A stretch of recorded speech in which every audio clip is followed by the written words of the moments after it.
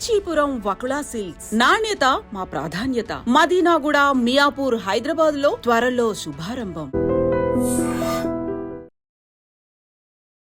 ఈ సంగీతం పట్ల మీకు మక్కువ కలిగిందా, లేకపోతే ఆ కీర్తనలోని మీరంటగా మైత్రి భజతాం లాంటి కీర్తనల యొక్క అర్థాల వల్ల మిమ్మల్ని ఆకర్షితులయ్యారా మీరు, లేకపోతే ఆ రాగానికి భావానికి మీరు ఆకర్షితులు ఇటు వచ్చారా సార్ వాగ్గేయకారుల వైపు? అంటే సంగీతానికి తనంత తానుగా ఆకర్షణ శక్తి ఎటు ఉంది కదండి. అది పాట విన్నా కూడా పశుర్వేత్తి శిశుర్వేత్తిర్వేత్తిగాన రసంఫణి, మనిషిలో ఉన్న క్రౌర్యం కూడా పోయేటట్టు చేసి శాంతిని ఇచ్చేస్తుంది.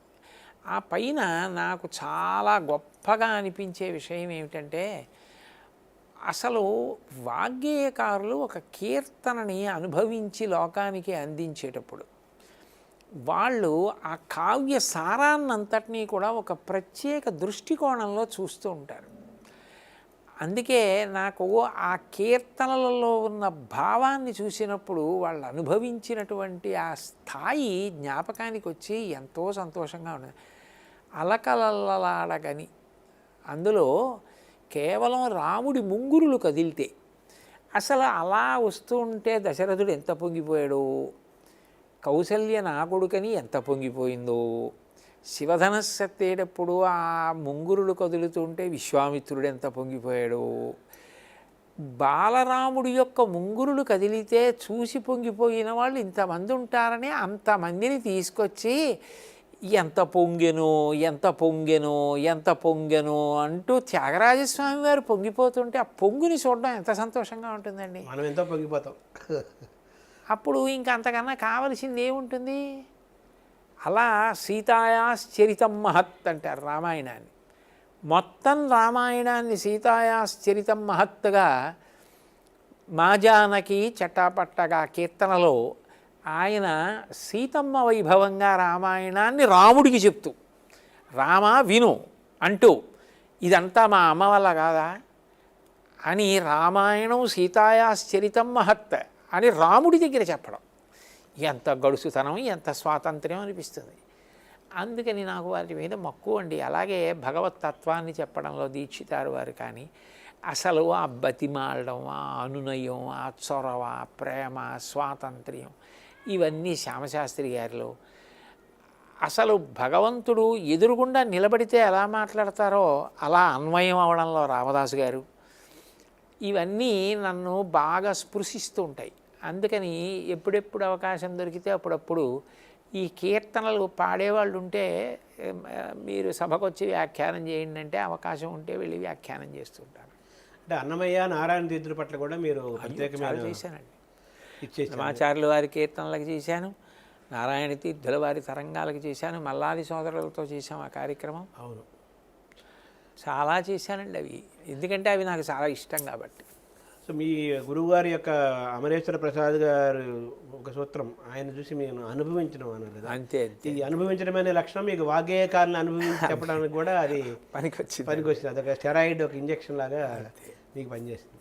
సరే, గోశాలలు ఇంకా స్థాపించాల్సిన అవసరం ఉందా? గోశాల మీరు ఎందుకు స్థాపించాలనుకున్నారు? మేము గోశాల స్థాపించడానికి కారణం ఇది చాలా చాలా ముఖ్యమైన ప్రశ్న. చంద్రశేఖరేంద్ర సరస్వతి స్వామి వారు పీఠాధిపతిగా అనేక అనుగ్రహ భాషణాలు చేశారు. చేసినప్పుడు ప్రతి చోట కూడా ఏదో ఒక అంశం గురించి మాట్లాడి మీరు దీన్ని ఇట్లా పాటించండి అని చెప్తూ ఉండేవారు. ఆయన గోవు గురించి చేసిన అనుగ్రహ భాషణంలో ఒక చోట నేను ఒక వాక్యం చదివాను. ఆయన అనుగ్రహ భాషణం అంతా చేసేసి చిట్ట చివర అన్నారు, ఒక పీఠాధిపతిగా, ఒక గురువుగా ఈ గో సంరక్షణ విషయంలో చెయ్యగలిగినంత చేశానన్న తృప్తి నాకు కలగలేదు, ఇది ఇంకా కొనసాగింపబడాలి అని అన్నారు. నాకు అది చదివిన తర్వాత అనిపించింది, నేనంటూ జీవితంలో చేస్తే ఎప్పుడైనా ఒక మంచి ఆదర్శవంతమైన గోశాల, ఎన్ని వందల ఆవులు ఉన్నాయి కాదు, ఆవుని ఎలా చూడాలన్నదానికి ఒక మార్గదర్శనం చేసే గోశాలగా ఒకటి నిర్మాణం కావడానికి నేను కారణం కావాలి అనుకునేవాడిని. అది కాకినాడ పట్టణంలో అయ్యప్ప స్వామి దేవస్థానంలో గోవైభవము అని ప్రవచనాలు చేస్తే అది విని మా వాళ్ళందరూ అన్నారు, ఆ రోజుల్లో పాపం మహానుభావుడు ఈ ఆకొండి లక్ష్మి గారని, ఆవిడ ఇల్లు అమ్మేసి ఆవిడ చనిపోయిన తర్వాత ఆవిడ భర్త గారు రాధాకృష్ణ గారని ఆయన ఇచ్చిన ధనంతో ఇక్కడ ఈ భూమి కొన్నాం. రావడానికి కూడా వసతి ఉండేది, సౌకర్యం ఉండేది కాదు. ఆ రోజుల్లో ఇది కట్టడానికి డబ్బులు లేకపోతే మా వాళ్ళందరూ గోసేవ అంత గొప్పది కాబట్టి మనం శ్రమదానం చేద్దామని రోజు ఇంచుమించు 200-300 మందిని వచ్చి మంచి బట్టలు కట్టుకొని వచ్చి ఆ మంచి బట్టలన్నీ విప్పేసి ఒక చోట పెట్టేసి మట్టి కొట్టేసినవి చిరిగిపోయినవి బట్టలు కట్టుకొని రాళ్ళు మట్టి కూడా మోసామండి. ఆ రోజుల్లో వెంకటేశ్వర భక్తి ఛానల్ ఈ శ్రమదానాన్ని ప్రసారం చేసింది. చుట్టుపక్కల దేవస్థానాలు ఉదయం నైవేద్యం పెట్టిన పదార్థాన్ని పలహారం చేయమని పంపించేవి. ఆడవాళ్ళైతే కోట్లకు పడగలెత్తిన వాళ్ళు చేతులు కందిపోయి కాయలు కాసి ఇంటికి వెళ్ళడం నాకు ప్రత్యక్ష అనుభవం. నేను ఈ గోశాల కట్టినప్పుడు ఎన్ని రోజులు మట్టి మోసాను. మూల మహాస్వామి వారి మంటపం ఉన్న చోట అయితే నేను ఆ మట్టి పారతో తవ్వి బడలిపోయి నేను అక్కడ కూర్చుని ఉంటే నేను బాగా అలిసిపోయి ఏదో ఎవరితోనో మాట్లాడుతూ కూర్చున్నాను. ఎందుకో ఇలా చూసేటప్పటికీ ఇంత జెర్రి, పేరంటాల జెర్రి అంటారట వాటిని, ఇంత జెర్రి నా జీవితంలో చూడడం అదే మొదటిసారి. ఆ జెర్రి వచ్చి నా పాదం పక్కన పడుకునుంది. అది కుడితే పావుతో సమానంట.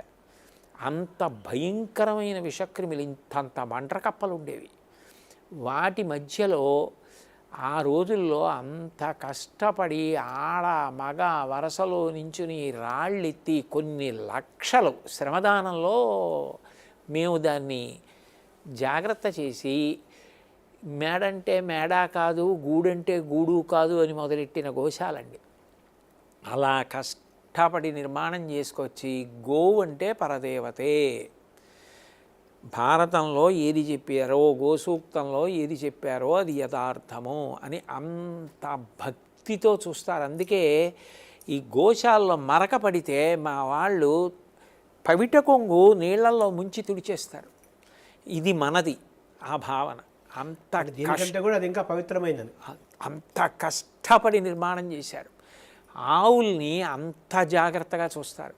ఇక్కడికి పశుసంవర్ధక శాఖ వాళ్ళు వచ్చి చూసి అదేమిటి ఇప్పటికీ ఆవు మరణించి 5 ఏళ్ళు అయి ఉండాలి అని చెప్పినంత వయస్సు వచ్చేసేంత వరకు ఆవులు ఎద్దులు ఇక్కడ బతుకుతాయి. అంటే అంత ప్రేమగా చూస్తారండి, అంత జాగ్రత్తగా దాణా తినిపిస్తారు. గో సుప్రభాతంతో మొదలుపెట్టి గోవు ఏకాంత దేవాలయంలో ఎలా జరుగుతుందో గోవులకి ప్రత్యక్షంగా అలా జరుగుతుంది. గో పూజా మందిరం కూడా అంత పవిత్రంగా ఉంటుంది. ఆ పైన చాతుర్మాస్యానికి స్వామివారు వచ్చినప్పుడు ఆయన వచ్చినప్పుడు ఇన్ని వేల మంది వస్తారు, ఇక్కడేమో తగిన వసతి లేదు, ఇదంతా మట్టి బురద, వర్షాకాలం ఎలా అని మేమందరం బెంగ పెట్టుకుంటున్న రోజుల్లో అంతలో వచ్చారు అన్నట్టు వచ్చారు వరప్రసాద్ రెడ్డి గారు. వచ్చి ఇది నేను నిర్మాణం చేస్తానని ఆయన బోలెడంత ధనాన్ని వెచ్చించి, అందుకే దీనికి శాంతా వసంత మంటపం అని పేరు పెట్టాం. ఇంత గొప్ప మంటపాన్ని నిర్మాణం చేస్తే ఈ వేదిక మీదే 70 రోజులు చంద్రమౌళీశ్వర ఆరాధన త్రికాలములు, ఒక్కొక్కసారి 2 కాలాలు జరిగింది. కొన్ని వేల మంది భక్తుల పాదధూళితో పునీతం అయిపోయింది. ఎంతమంది మహాపురుషులు వచ్చారో. అలా మేము నమ్ముకున్న గోమాతే దీన్ని ఇంత వృద్ధిలోకి తెచ్చింది.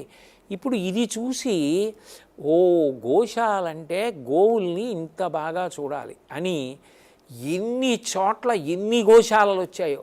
నేను ప్రవచనానికి వెడితే ఏమండి మీ గోశాల అంటారు. నా గోశాల కాదండి, అది దానికి వేరే ట్రస్ట్ బోర్డు ఉంది, అది నా స్వంతం కాదు.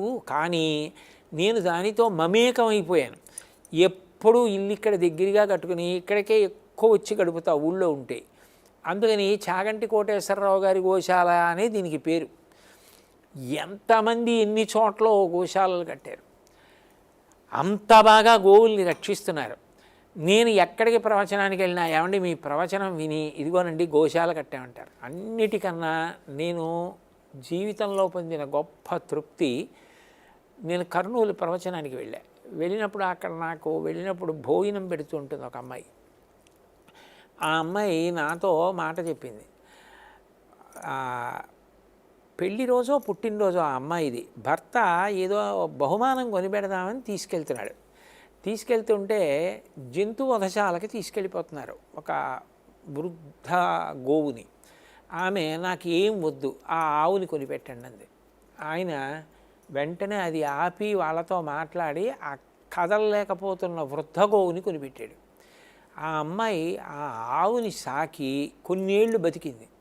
దాన్ని ఎంత కన్న తల్లిని చూసుకున్నట్టు చూసుకొని అది తనంత తాను శరీరం వదిలిపెట్టేసే వరకు కాపాడింది. అలా ఎన్నో గోశాలలు వచ్చాయి, ఎందరో గోవుల్ని పోషిస్తున్నారు.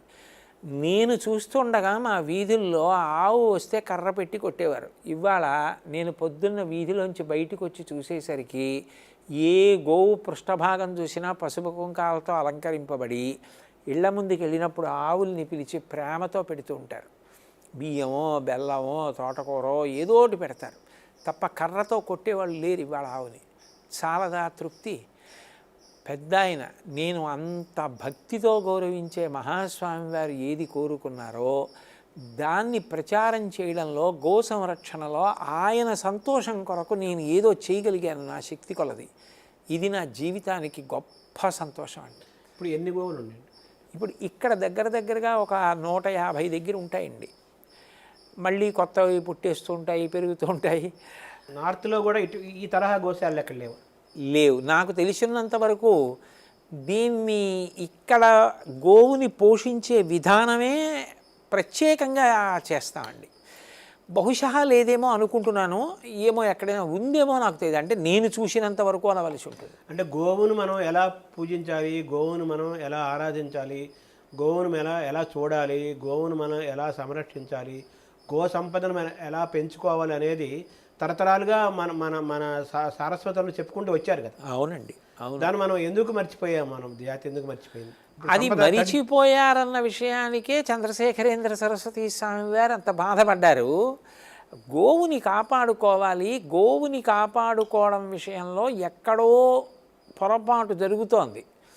ఇది మన అందరం కూడా గోవుని ప్రేమించడం, గోవుని రక్షించుకోవడం నేర్చుకోవాలి. ఎందుకంటే అసలు గోవు లేని నాడు యజ్ఞం లేదు, యజ్ఞం లేని నాడు దేవతలకు హవిస్సు లేదు, దేవతలకు హవిస్సు లేని నాడు వాన లేదు, వాన లేని నాడు మనందరికీ క్షేమం లేదు. కాబట్టి ఇన్నిటికీ ఆధారమైనటువంటి గోవుని కాపాడుకోకపోతే అసలు సనాతన ధర్మపు పునాదులు కదులుతున్నాయి. ఆ పునాదిని కాపాడుకోవాలి అంటే అది గో సంరక్షణ దగ్గర ప్రారంభం కావాలి అని చెప్పి ఆయన చెప్పిన మాటలు నాకు స్ఫూర్తినిచ్చాయి.